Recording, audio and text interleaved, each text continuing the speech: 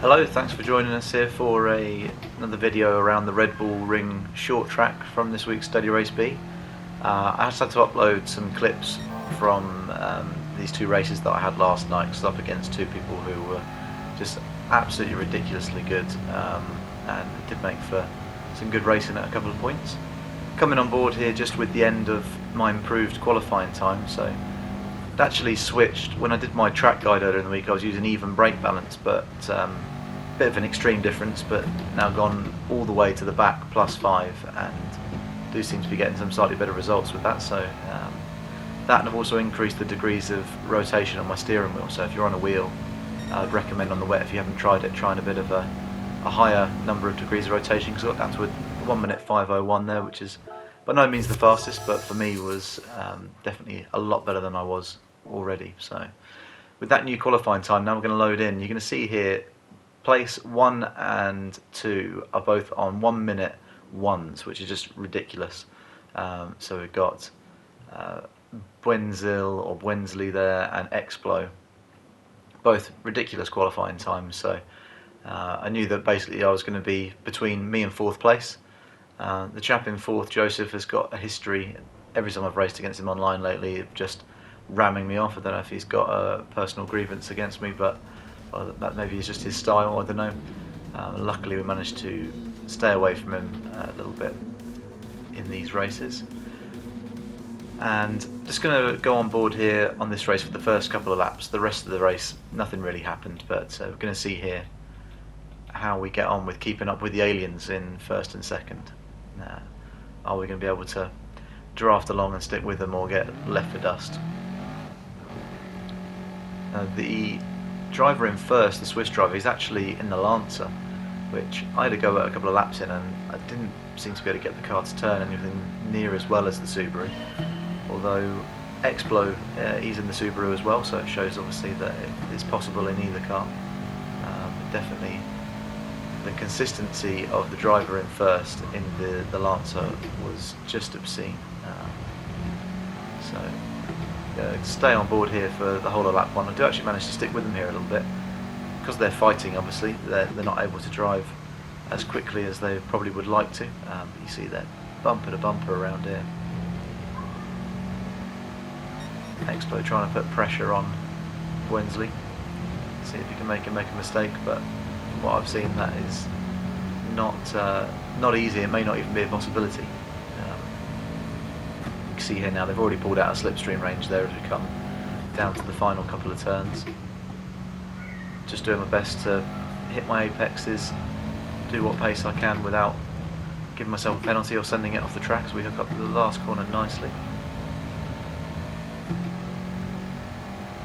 Now nothing really happened here in lap 2, so we're going to skip ahead to lap 3, and this is just something I thought was interesting to put in. If you're wondering what to do when someone gets a penalty in front of you, this has worked for me a few times this week. So Explo goes a little bit wide, he gets a half-second penalty there, and naturally what good drivers are going to do here when they serve the penalty is probably pull over to the right hand side, because they're going to want to defend the inside line. It's a nightmare in the rain, obviously, trying to go around the outside. If you try and late brake, you're probably going to just send yourself off the track. So this is what I've been doing here. So he goes to the right to cover. All you want to do is just stay on your line, make sure you hit your brake mark, and maybe brake a little bit earlier if anything, and then come back up the inside. So many times the driver, after serving their penalty, they won't quite know where their braking point's going to be, and when the pressure's on, you can see there even a great driver like Explo, who's clearly very fast, manages to outbrake himself. And say nothing else really happened in that race, because we came across the line still in 2nd place. 1st, absolutely miles off in the distance, just no way of catching him. I didn't put in the most consistent of laps in that race, but I wasn't doing too badly. But anyway, so this final race I'm going to leave you just to watch in its entirety. I don't know if anybody else enjoys watching full races, but I know it's something that I've enjoyed in the past, so I thought I'd leave this one on in its entirety. See, we've lost the driver that was in 2nd there, so I've moved up, and I'm going to try and stick with Bwensley's for as far as I can. This guy's pace was just ridiculous. In lap 1, I seem to remember I kind of kept up with him and was almost putting some pressure on him at certain points. didn't phase him in the slightest, obviously. I even get close to matching my qualifying time in this race with no slipstream, so I'm absolutely driving out my skin trying to keep up with this guy, and he just drops me. You'll even hear, because I think my handset, my controller was recording the audio unbeknownst to me on the floor while I was racing, and you'll hear a bit of reaction from me when I come across the line and do a 1:05 and don't get the fastest lap. I couldn't believe it, and he then continues to just go even faster still. So thanks very much if you've tuned in for this one. I hope you enjoy the racing and that you're enjoying this combo. It's been good fun, I think, this week, and I'll leave you to watch the rest of the race. Thanks very much.